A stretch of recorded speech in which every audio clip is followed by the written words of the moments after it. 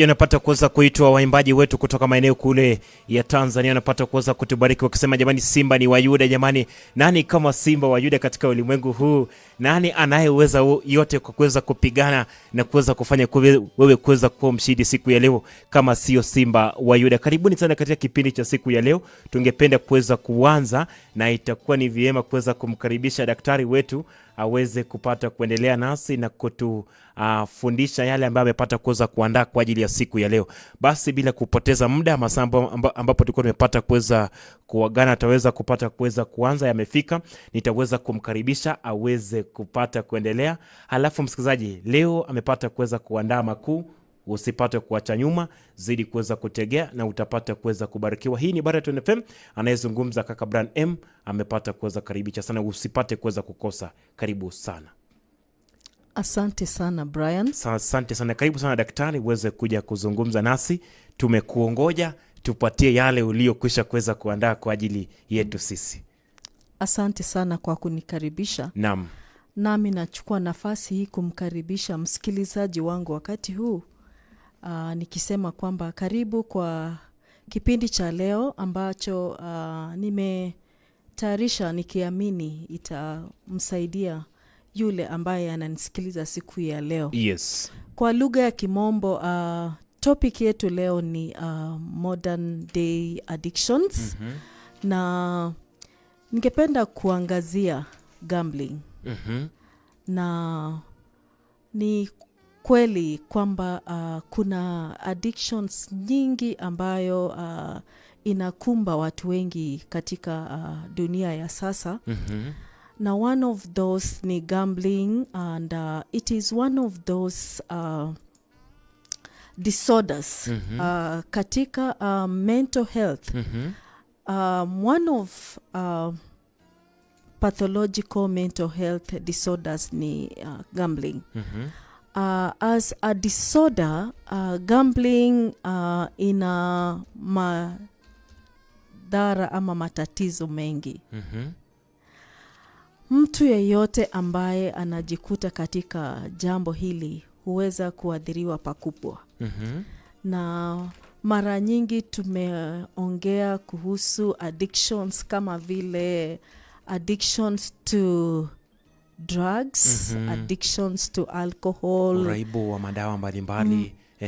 Na jambo hili ni jambo ambalo mara nyingi labda hatujaweza kuangazia, na ni shida kubwa wakati huu.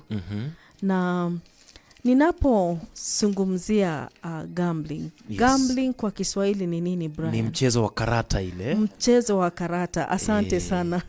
Na addictions inakuja kwa njia nyingi. Wacha niweze define addiction. Yes. Tutasema kwamba mtu ana addiction iwapo for example uraibu, gambling. Nitasema kwamba una addiction to gambling ikiwa unajua ama unaelewa vizuri kwamba it has negative effects, na bado unajihusisha nayo. Even with non-negative impacts ama consequences, bado utajikuta ukiendelea kufanya hiyo mchezo. Na pia wakati mwingi pia unapojikuta kuwa you can't stop, huwezi acha. Naam. It is just something you do it. It is binge gambling. Una gamble na kugamble. Hata baada ya kupoteza bado unataka kuweza kufanya tena. Na wakati mwingi inafika mahali ambapo yule ambaye anajihusisha anakuwa na tabia ambayo haikubaliki katika jamii. Kweli kabisa. Maladaptive behavior kama vile kwa lugha ya let me say in counseling, tunasema pathological liar. Unaweza kuwa ni muongo wa ajabu. Unaweza sema hata kwamba nina mgonjwa amelazwa hospitali kwa sababu labda umekosa pesa ili ya kuweza kufanya ile mchezo. Hivyo inafika mahali ambapo one becomes a pathological liar, ama unajihusisha katika hata kuweza kupoteza mali. Kama ni mwanafunzi nakumbuka daktari, kabla upate kuweza kuiweka wazi, yes. kuna wakati michezo hii ilipata kuweza kuingia nchini Kenya zaidi sana. Yes. Kuna ile mchezo hasa ambapo ilipata kuweza kuleta changamoto, hasa unaona mtu anachukua shilingi 20 bob. Anaingisha kwa ile mashine ambapo inazunguka, inapozunguka unachukua ile kofia, inaitwa ile kofia ya Marvin, ile hood ile. Unachukua unatega, ni kama unatega unga pale kwenye kishagi. Sasa ilikuwa inapata kuweza kuaffect watu wengi sana, hasa kila mtu wa mama, na hata hivi majuzi hapa Western tu mama akaweza kuchukua pesa ya chama akaenda kuchezea mchezo nao uitwa Aviator. Ni ile tu ile, lakini imeenda into another level ya kuwa sasa ni mchezo wa kompyuta sasa. Na pia kuna michezo hasa ya football ile. Ile michezo kama hiyo unapata mtu anapata kuweza kuchukua hasa hata school fees, chakula ya nyumba, chakula hapa, pesa yote ile anachukua, anasema nikipata nitapata mingi zaidi. Na ninapoangalia katika maisha daktari, hakuna kile kitu ambacho ni cha free. Ile kitu ya free nilipata kuweza kuona daktari ni kitu moja. Ile kitu ambayo haina gharama mingi ni kupata mimba na kubarikiwa na Mungu. Hiyo ndio free peke yake. Hiyo ndio free kabisa. Lakini yale mengine yote lazima upate kuweza kuwajibika, wewe kama msikilizaji, wewe kama kijana, hata mtu wowote ule wa makamu ule. Halafu kumbe nimekuja kurealize daktari wangu, kabla hujapata kuweza kuendelea, mchezo huu wa kuweza kupata kufanya karata ya kuweza kubahatisha imekumba kila mmoja, wakubwa hata wadogo kabisa, kila mtu anafanya. Hasa sijui ni disorder, ni ugonjwa, ama imekuja ni kitu tu ya kuweza kuja na kuisha. Tungependa kuweza kufahamu vile kama wasikilizaji. Ni muhimu. Karibu sana. Asante sana. Na kushukuru kwa maana umeangazia mambo mengi. Yes. Kuonyesha hali ilivyo kabisa katika maybe maisha ya binadamu. Yes. Kuna jambo hili. Unajua kwamba mara nyingi yes. Watu ujihusisha kwenye gambling. Na kama vile nilisema, it is a mental health disorder. Actually among the disorders in the modern day ni gambling as one of the obsessive compulsive disorders. Yani ni ile ya kisasa ile. Ni moja wapo. Na ningependa kusema kwamba gambling is comorbid. Na ninaposema comorbid, ninasema kwamba it is associated with other disorders. Ama inakuwa pamoja. Ukiona mtu yoyote ambaye ana gambling, mara nyingi huwa pia ana the following. Substance use disorder, utumizi wa mihadarati, unywaji wa pombe na mengine. Pia utatambua kuwa pia hao wanaweza kuwa pia na depression. That is also a mental health disorder. Wow. Anxiety pia. Pia mara nyingi pia inapatikana, gambling inapatikana na wale pia ambao wana ugonjwa bipolar. Bipolar as a mental health disorder. Pia ADHD. Ni ugonjwa pia ambayo if it's a mental health disorder when it is not managed, pia inaweza kuwa changia pakubwa. Na unatambua kwamba mtu akiwa na ADHD ama labda ana anxiety ama ana depression ama ana financial distress, anaweza kuwa pia na gambling. Ama the other way is also very true. You have bipolar. Daktari wangu, yes, mbona inafika wakati mpaka tunakuwa na tamaa ya pesa, ilhali Mungu alisema tufanye kazi, tupige hustle. Lakini inakuja mtu mpaka anafika pahali anafikiria, kweli ningependa kupata pesa ya haraka. Pesa ambayo usijapata kuweza kuchoka. Yani inaanzaje mpaka mtu anafika hiyo kiwango ya hataki kazi, anapenda tu vitu vya haraka? Ni kwa sababu I think mwanadamu wengine wana inclination kupata financial stability kupitia njia ya mkato, ambayo ni shortcut. Na kwa kweli maendeleo yoyote ile inafaa ama inabidi ufanye kazi. That is why among the negative effects ni kwamba this gambling also will kill the being initiative, being creative and kupenda kufanya kazi. Unapomwona yeyote yule anayejihusisha katika gambling, huyo ni mtu ambaye hatajihusisha katika kazi ya kawaida ambayo inasaidia ili uweze kupanua ama you realize growth in being initiative, kupanua mawazo pale, yes, kufanya uvumbuzi wa kitu pale, yes, it dwarfs that.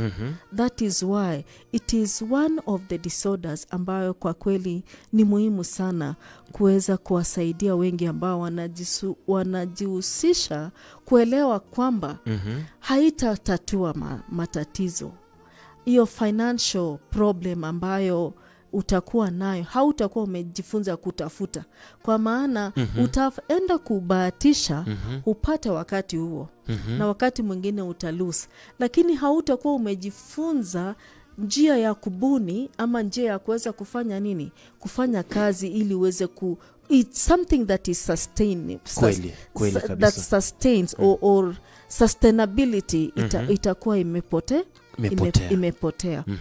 Hivyo ndipoza unaona ni muhimu sana kwamba tuelewe kwamba wakati wowote ule utajikuta kwenye gambling, ni muhimu kuangazia na kutafuta usaidizi ama kuweza kuangalia ni nini inachangia uweze kujihusisha katika mchezo ule.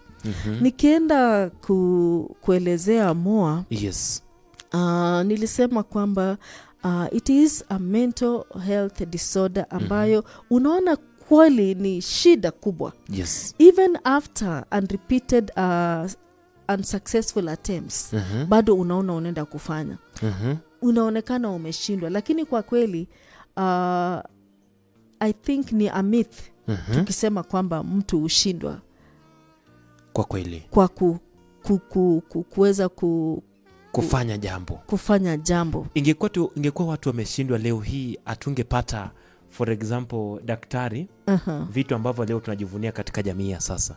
Hatungepata televisheni katika siku za leo, hatungepata maendeleo katika nchi, hatungepata hii light, hatungepata sauti. Lakini kwa sababu tukisema ati kuna kushindwa, sijui kama mtu anaweza pata kuweza kuendelea mbele. Mtu anaweza pata kuendelea mbele ikiwa atatambua atatambua ana problem na aweze kufanya ama kupanga njia na kujihusisha katika plan ya kuweza kupata usaidizi. Kweli kabisa. Ili uweze kutoka hapo. Lakini kabla sijaendelea ni allow niangazie kidogo ili msikilizaji wangu aweze kuelewa what are the signs to look for, ishara ya kuweza kujua kwa mtu fulani ako na tatizo la karata. Mara nyingi utajikuta kwamba one of the symptoms ni kwamba nilisema nini kidogo tu. Kuna jambo ambalo ningependa kusema kabla ya hiyo. Yes. Ni kwamba unapata kwamba jambo muhimu ni wale ambao wanajihusisha. Yes. Ni kina nani katika jamii yetu. Kweli kabisa. For a long time tumekuwa tukisema kwamba ni vijana. Ni labda wanafunzi. Lakini imeadhiri hata wale ambao wako maybe manyumbani kama vile wamama. Imewadhiri wazee. Inaadhiri watu wote wa viwango vyote vile.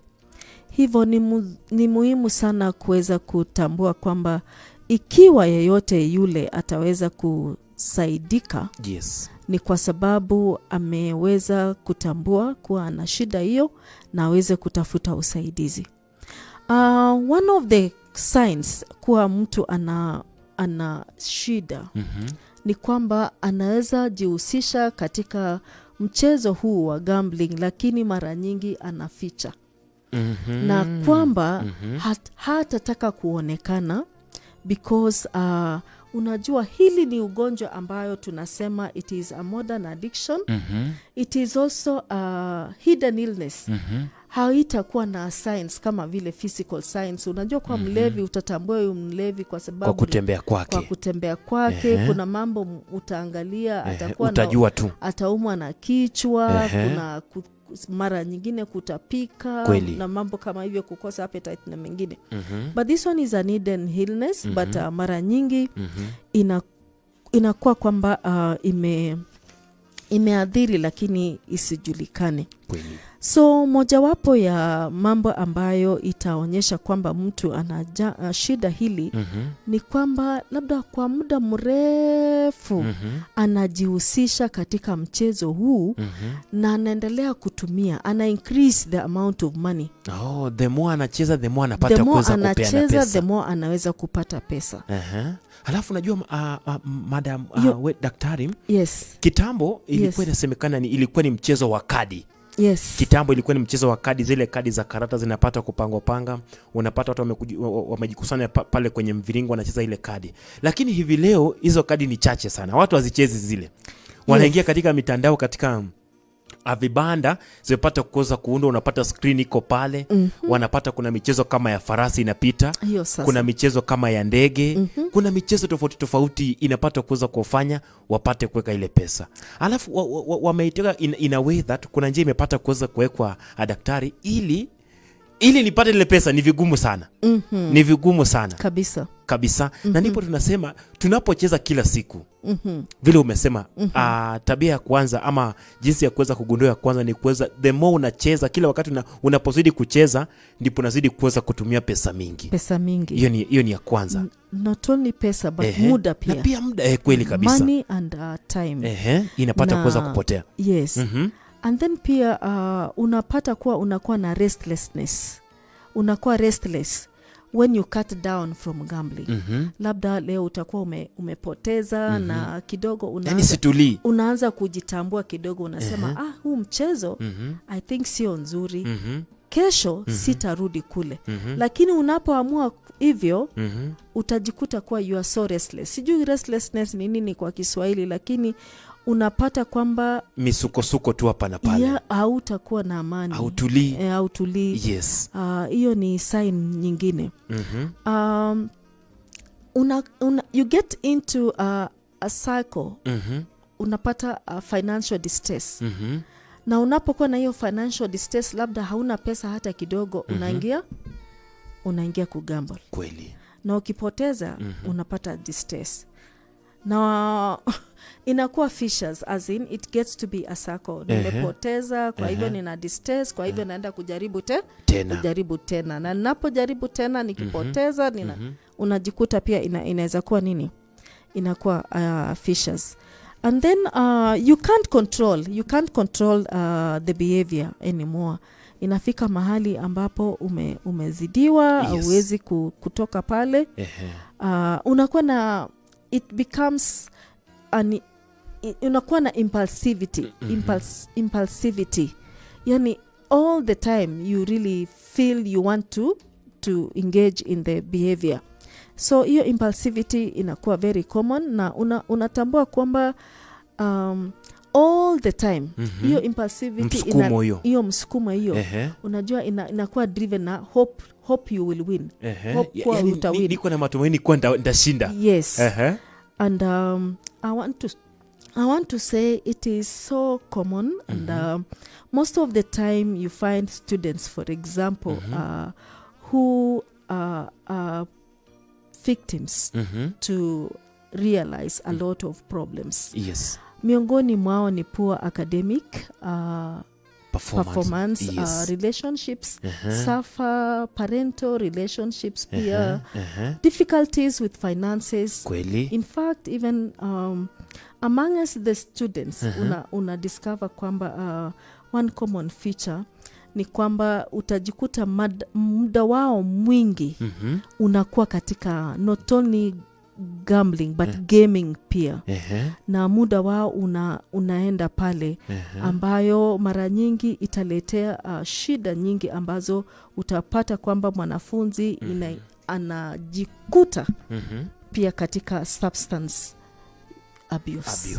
Kwa sababu unapojikuta kwamba umefail academically, umetumia muda wako wote na labda umebaki nyuma katika mipango yako ya masomo, relationships yako imesafa, uhusiano wako na wazazi pia imesafa, na mambo mengi unakuwa na difficulties in. Utajikuta kwamba unakuwa katika changamoto nyingi. Mara nyingi sababu ya kuwa na uongezeko wa gambling ni kwa sababu ya hali ya uchumi. Uchumi ilivyo imechangia wengi kufikiria mbinu ambazo wanaweza jipatia pesa. Lakini leo hii ninapozungumza, ningependa kusema kwamba moja yapo ya shida ama sababu ya kuwa na challenge na uchumi ni gambling. Ukiangalia kwenye mitandao, kuna wengi ambao wanasemekana kuwa wamewin. Hiyo pia imechangia pakubwa kuleta hiyo msukumo. The motivation is sometimes the advertisements in social media. Nimepata milioni 10 just from betting. Hivyo the next day utaona hizo sites za gambling zinajaa. Kweli. Hence ni muhimu sana kuangalia kwamba mara nyingi tuweze discourage wale ambao they put these things on social media, kwa sababu imefanya wengine kuingia, kwa sababu wanakuwa motivated ama wanakuwa influenced kuweza kuingia katika michezo hii ambayo inaleta very serious consequences in life. Asante. Basi daktari, kwa dakika huenda 3 hivi, kabla tujaenda katika pumziko, huenda ungepiga summarize kidogo, ufikie pale, alafu takapomaliza kwenda break ama pumziko fupi, tapata kuweza kurejea mwanahabari atupatie makala aliyotendeka. Alafu msaji katika awamu inayokuja ya saa 6 pale utakuwa unapata kuweza kuuliza maswali. Jamani, tayarisha swali lako, atakapomaliza atawapa nafasi ya kuweza kuuliza swali ili tuweze kuweza kujua suluhisho itapatikana wapi, na wajibu wetu kama wazazi, kama vijana, kama majenzi itakuwa ni gani katika maisha. Jambo moja ambalo ningependa kusema imechangia mambo mengi na gaming na gambling ni simu, mtandao, phone use. I think it is an addiction pia. Na kutumia simu sana. Hii ni kweli kabisa. Na labda maybe in the near future I think it is something to also talk about. Kwa maana without the phone maybe wengi hawangekuwa na access ya vitu mbalimbali, mambo mengi. Kweli kabisa. Ina uzuri na pia ina ubaya, lakini it feeds a lot the gambler who has a problem. Because one of the things ambayo wakati tuna maybe saidia mtu ambaye anajikuta katika gambling ni kumwambia awe na create barriers. One of the barriers can be to destroy the engines ambazo anatumia katika kwenye simu ku access these games. Kwa maana unapokuwa na simu utaingia katika games, utaingia katika hizo engines ama sites za gambling, na italeta shida kubwa. Kweli. Na mara nyingi pia unapoona wale ambao wanafanya michezo hii, there is how they present this to be so appealing. Inakariri kabisa. Inakariri na kwamba ni mchezo ambayo inaweza badilisha maisha ya mtu kwa muda mfupi sana. So napenda kusema kwamba ni muhimu sana pia tuweze kuangazia jinsi tunatumia mitandao. Wow. Haswa simu hii ya mkono, sijui niseme nini. Ni kweli kabisa, simu ya mkono. Lakini ningependa kusema kwamba unapoendelea kwa michezo hii, you discover, you almost get to a place where you feel you have no power over it. Kwa sababu inafika mahali penye inakuwa ni ngumu, lakini ningependa kumwambia msikilizaji wangu, unaweza badilisha ama unaweza toka kwa shida au jambo hilo. Labda tukienda kwa break fupi, nitakaporudi nitaangazia kidogo mambo ambayo inaweza saidia. Ikiwa una tatizo na gambling, tutaweza angazia pamoja jinsi unaweza saidika, ama mambo ambayo unaweza angalia ama zingatia ili uweze kufaidika ama uweze kutoka kwa jambo hili ambalo inatukera sana.